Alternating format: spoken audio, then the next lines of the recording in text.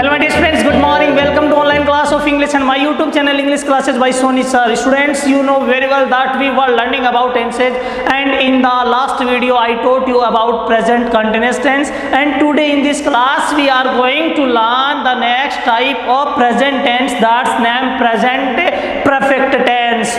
And you want to know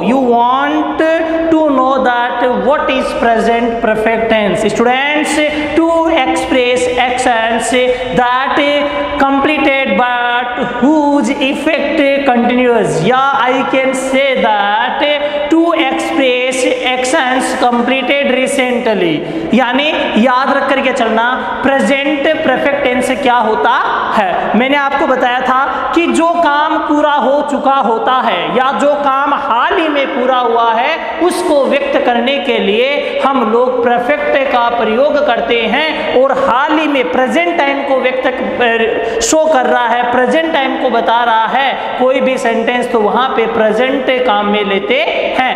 यानी हम बात करें कि वर्तमान समय के संपूर्ण या पूर्ण हो चुके कार्य को व्यक्त करने के लिए प्रेजेंट परफेक्ट टेंस काम में लिया जाता है। यानी आज का अपना जो टॉपिक है उसका नाम है प्रेजेंट परफेक्ट टेंस। क्या नाम है? प्रेजेंट परफेक्ट टेंस, यानी वर्तमान पूर्ण काल। क्या नाम है? वर्तमान पूर्ण काल। स्टूडेंट्स, सबसे पहले हम चर्चा करते हैं इसकी पहचान की कि इसकी हिंदी पहचान क्या होती है। देखो, यानी हिंदी वाक्यों की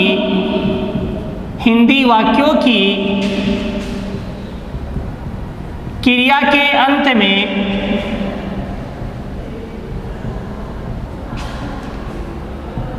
चुका है,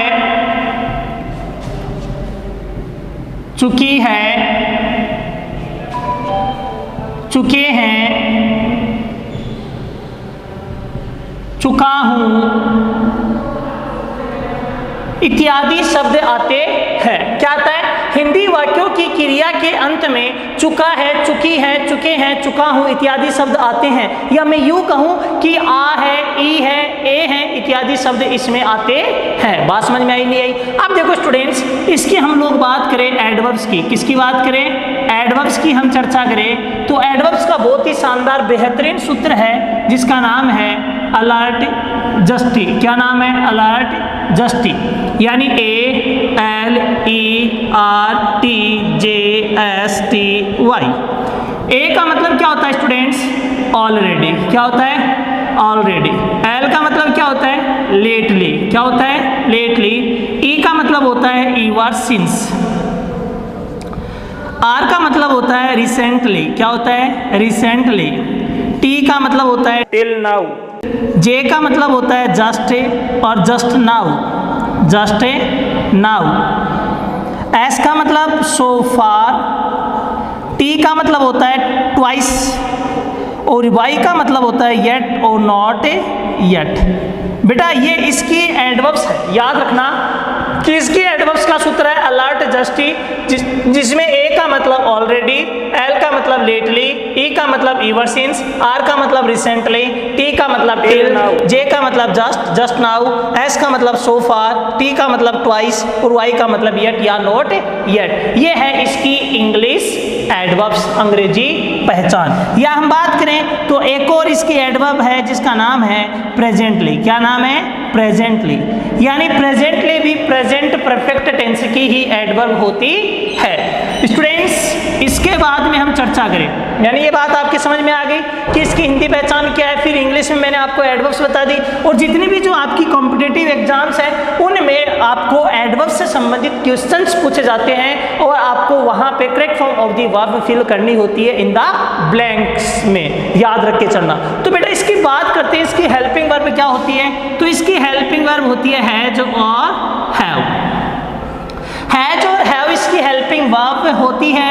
उसमें हैज का प्रयोग किया जाता है आपके जितने भी जो सिंगुलर सब्जेक्ट्स हैं, जितने भी जो सिंगुलर सब्जेक्ट्स हैं उनके साथ तो प्रयोग किया जाएगा हैज का, और जो आपके प्लूरल सब्जेक्ट्स हैं, जो आपके प्लूरल सब्जेक्ट्स हैं उन प्लूरल सब्जेक्ट्स के साथ बहुवचन कर्ता के साथ में हम प्रयोग करेंगे हैव का। बात समझ में आई। और आपको मैंने बताया था कि यहाँ पे परफेक्ट नाम दिया हुआ है, तो ये चीज तो आप सोच लो, परफेक्ट दिया हुआ है तो परफेक्ट में कौन सी वर्ब काम में ली जाती है, परफेक्ट काम में ली जाती है। और वहां पे परफेक्ट वर्ब कौन सी थी, आपको बताया था मैंने कि परफेक्ट वर्ब को हम कहते हैं थर्ड फॉर्म, यानी यहाँ पे वर्ब की कैसी फॉर्म आएगी, थर्ड फॉर्म, यानी परफेक्ट टेंस में कैसी फॉर्म आएगी, वर्ब की थर्ड फॉर्म काम में ली जाएगी। तो स्टूडेंट्स एक बार आप लोग इसको देख लीजिए, इसकी हिंदी पहचान है कि हिंदी वाक्य क्रिया के अंत में चुका है, चुकी है, चुके हैं, चुका हूं इत्यादि शब्द आते हैं। और इसकी जो एडवर्ब शब्द है अलर्ट, जस्ट, हेल्पिंग वर्ब में है जो हैव है,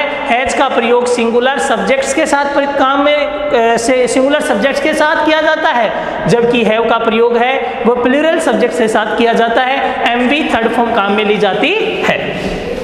अब देखो स्टूडेंट्स, हम चर्चा करते हैं इसके आगे कि इसके जो सेंटेंसेज हैं, यानी प्रेजेंट परफेक्ट टेंस के जो सेंटेंसेज हैं, उन सेंटेंसेज की हम लोग चर्चा करते हैं। तो सबसे पहले आपको पता ही है कैसा सेंटेंस आएगा, अफर्मेटिव। कैसा आएगा, अफर्मेटिव सेंटेंस।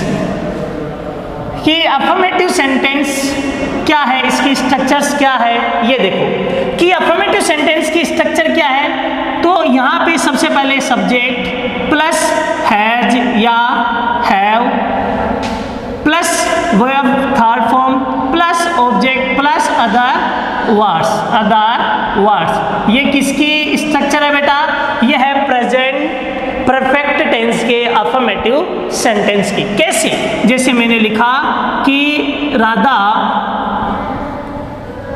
पत्र लिख चुकी है, राधा पत्र लिख चुकी है। पत्र कौन लिख चुकी है बेटा, राधा। सब्जेक्ट क्या आपका, राधा, लिख दिया। उसके बाद आपको चाहिए हैज और हैव।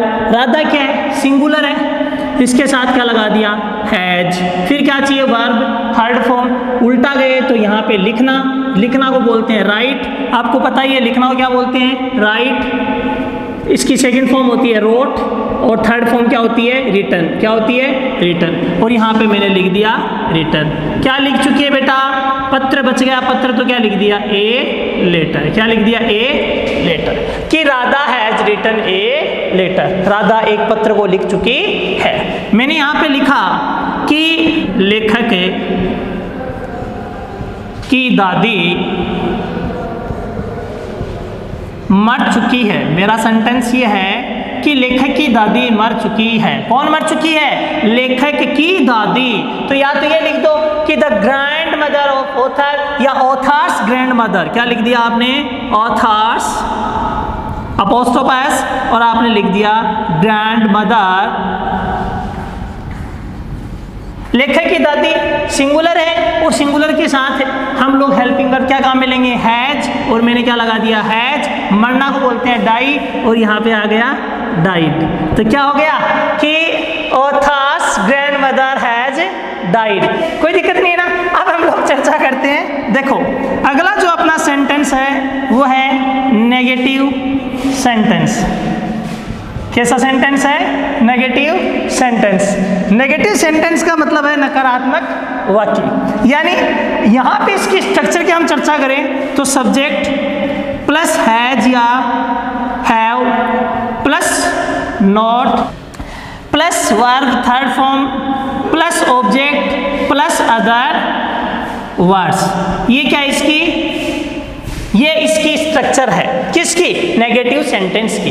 कि सब्जेक्ट प्लस हैज या have plus note plus verb third form plus object plus other words. तो इसके लिए मैं मान लो एक उदाहरण लिख रहा हूं। यहाँ पे मैंने उदाहरण लिखा कि Mohan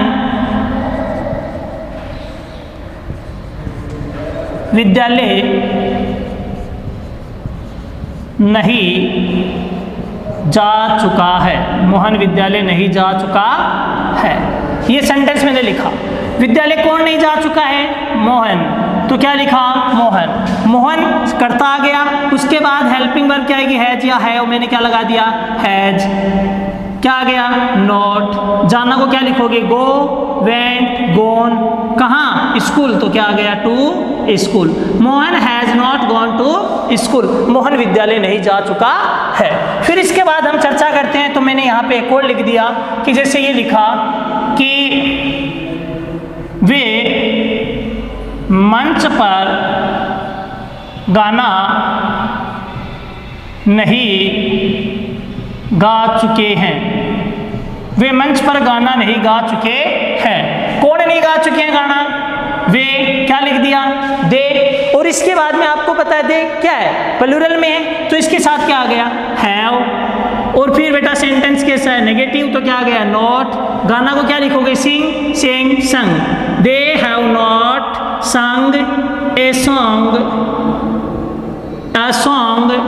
on the stage, on the stage, यानी वे मंच पर गाना नहीं गा चुके हैं। तो क्या लिख दिया? दे हैव नॉट संग a song on the stage. कोई समूह में एक गाना गा रहे होंगे, उसके लिए मैंने ये सेंटेंस लिखा है कि वे मंच पर एक गाना नहीं गा चुके हैं। कि वो मंच पर एक गाना नहीं गा चुके हैं, तो इसके लिए ओ पर को मैंने लिख दिया ऑन, मंच को लिख दिया द स्टेज। तो ये बात थी बेटा किसकी? अपने नेगेटिव सेंटेंस की। अब हम चर्चा करते हैं इसका इंटरोगेटिव सेंटेंस, कि इसका इंटरोगेटिव सेंटेंस क्या होता है। देखो जरा ध्यान से।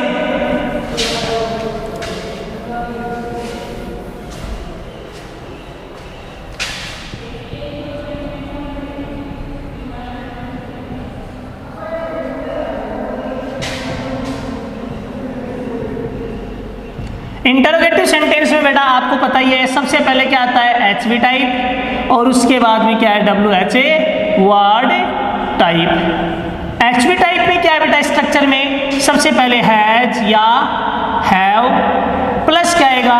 Subject plus verb third form plus object plus other words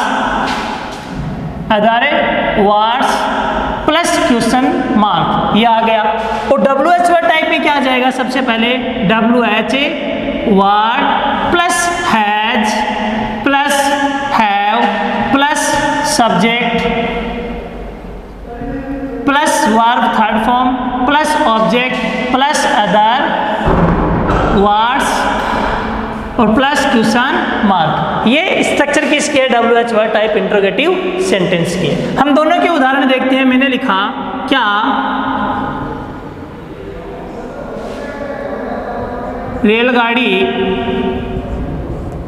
पहुंच चुकी है?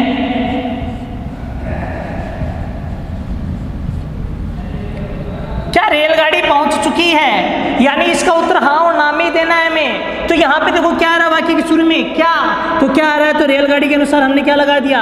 Has the train, has the train. पहुंचना को क्या बोलोगे? अराइव। और क्या हो जाएगा? Arrived. Has the train arrived. क्या रेलगाड़ी पहुंच चुकी है? मैंने लिखा कि क्या वह खाना खा चुका है? क्या वह खाना खा चुका है? तो देखो बेटा क्या आ रहा है? क्या वह के अनुसार हमने क्या लगा दिया? हैज, और वह को क्या बोल दिया? ही। और वाक्य की देखो हैज आ गया, सब्जेक्ट आ गया, वर्ब खाना, खाना को क्या बोलोगे? ईट। और क्या हो जाएगा? Eaten, eat ate eaten. और खाना को क्या बोलोगे? Eaten food.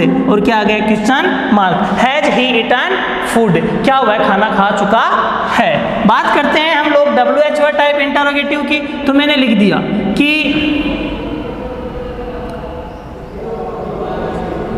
रमेश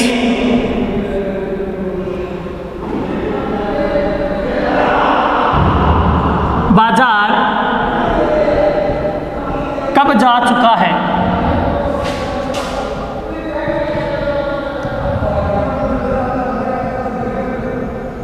रमेश बाजार कब जा चुका है? तो ये देखो कब, WH वर्ड क्या हो गया इसमें? व्हेन। क्या हो गया? व्हेन। कौन जा चुका है? रमेश। रमेश के अनुसार क्या लगाया मैंने? हैज। क्या आ गया? रमेश। और जाना को क्या बोलोगे? Go, went, gone. बाजार को क्या बोलोगे? To market, to market. क्या आ गया? When has Ramesh gone to market? Ramesh बाजार कब जा चुका है। मैंने और लिखा, जैसे मैंने यहाँ पे लिख दिया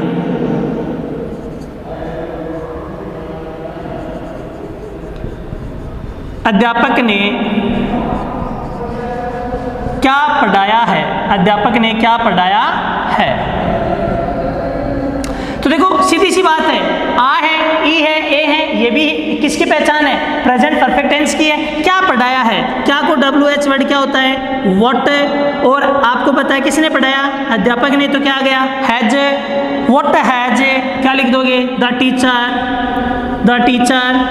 और पढ़ाना को क्या बोलोगे बेटा? Teach, taught, taught. और क्या आ गया? क्वेश्चन मार्क, कि what has the teacher taught. यानी हम लोग स्ट्रक्चर्स के अनुसार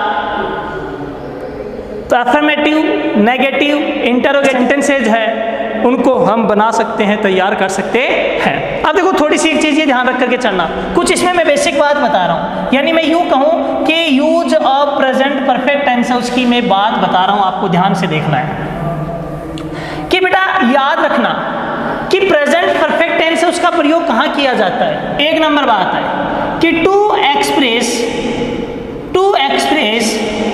actions that have been completed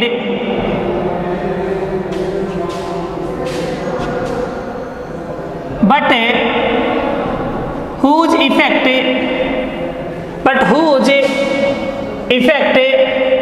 continues,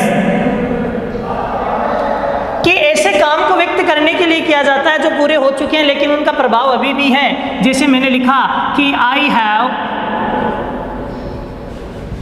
taken my lunch, कि मैंने अपना लंच ले लिया है, मैंने अपना लंच कर लिया है। कहने का मतलब है कि यहाँ पे लंच कर लिया गया है, प्रेजेंट टाइम में उसकी जरूरत नहीं है, वो काम पूरा हो चुका है। यानी कि हुज इफेक्ट कंटिन्यूस, उसका प्रभाव अभी भी जारी है। मैंने खाना मतलब लंच मेरा ले लिया है, अब लंच मैंने ले लिया तो मतलब कहने का मतलब क्या है कि मेरा पेट अभी भरा हुआ है, मुझे भूख नहीं है और अभी मुझे खाने की जरूरत भी नहीं है। तो ऐसे काम को व्यक्त करने के लिए प्रेजेंट परफेक्ट टेंस काम में लिया जाता है कि जो पूरे हो चुके हैं लेकिन उनका प्रभाव अभी भी है, यानी वर्तमान में भी उनका इफेक्ट बना हुआ है। एक नंबर बात। दूसरा कि टू एक्सप्रेस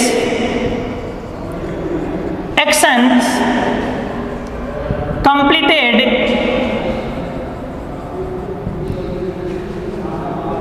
रिसेंटली, कि to express actions completed recently, कि ऐसे कामों को व्यक्त करने के लिए किया जाता है कि जो हाल ही में क्या हुए हैं? पूरे हुए हैं। ऐसे कार्यों को व्यक्त करने के लिए भी प्रेजेंट परफेक्ट टेंस काम में लिया जाता है। कैसे? जैसे मैंने लिख दिया कि I have just received the letter, मैंने हाल ही में अभी वो पत्र प्राप्त किया है। जैसे मैंने लिखा कि I have already decided to do this work, मैंने इस कार्य को करने का पहले ही निश्चय कर लिया है, मतलब हाल ही में ये काम पूरा हो चुका होता है। तो बेटा जो काम पूरा हो चुका होता है हाल ही में, उसको व्यक्त करने के लिए प्रेजेंट परफेक्ट टेंस काम में लिया जाता है। और मैं लिखूं कि to express actions started in the past but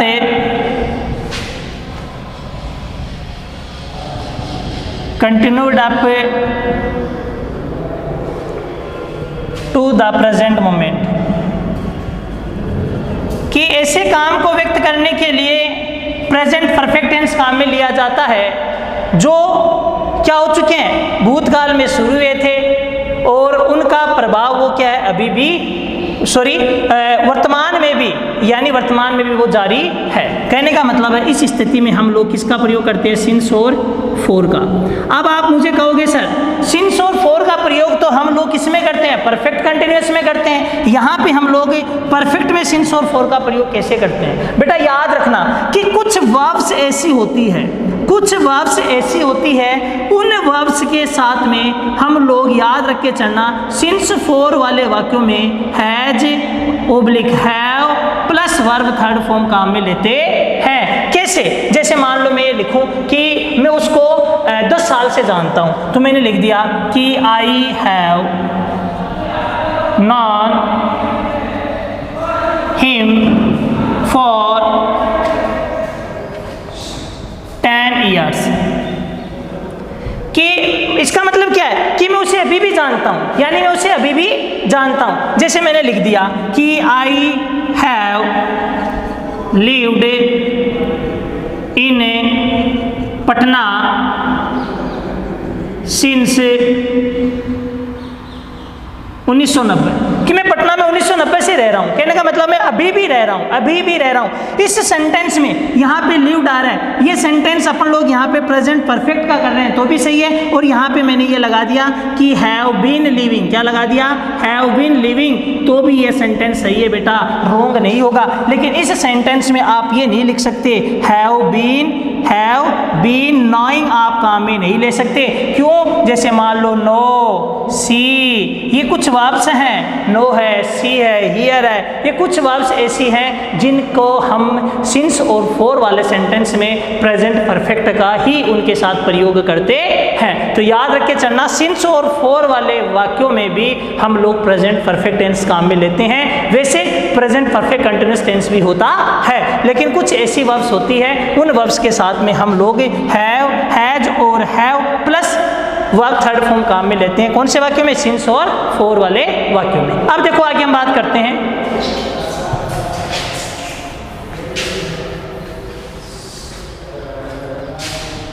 to express news of recent events, कि हाल ही की कोई घटना है, उस घटना को व्यक्त करने वाले न्यूज के लिए भी हम प्रेजेंट परफेक्ट टेंस काम में लेते हैं। कैसे? द रूपी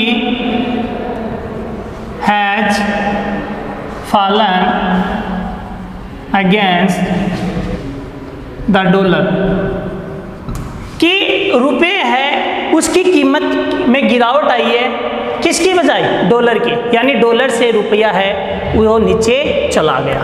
तो हाल ही की कोई भी समाचार होता है, कोई न्यूज होती है, उसके लिए भी प्रेजेंट परफेक्ट टेंस काम में लिया जाता है। ये था बेटा प्रेजेंट परफेक्ट टेंस। आशा करता हूँ प्रेजेंट परफेक्ट टेंस आपके अच्छे समझ में आया होगा। थैंक्स।